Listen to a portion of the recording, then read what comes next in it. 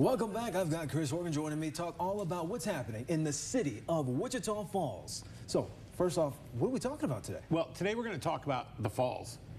Nice. In Wichita Falls. Yes. The falls that make Wichita Falls, Wichita Falls. Oh, right? that's awesome. Yeah. Okay, so they're off. They've been off for quite a while.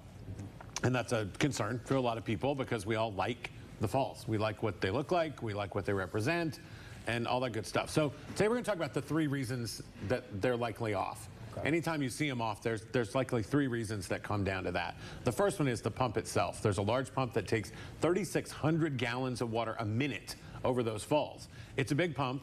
It's an old pump.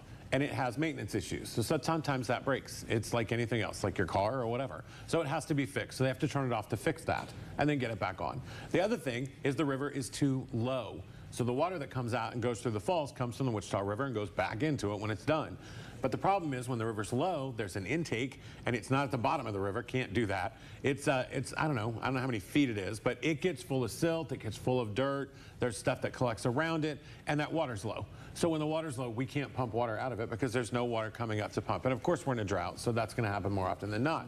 The other problem is when we have a lot of rain or flooding, we have too much water.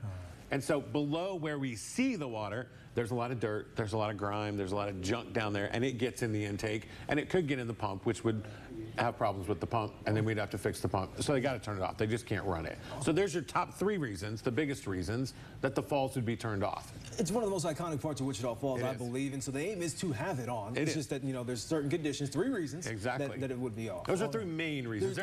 Something else could always happen that isn't that. But those are the 3 main reasons. So we always try and keep them on because they look nice. It's part of coming into town. But there are times when it just has to be off. And recently, it's been off quite a bit. But it's because that river's been so low, they can't get water into it. And they were actually working on it today. And when I came, right before I came here, it was on. Oh, how about that? So we'll see.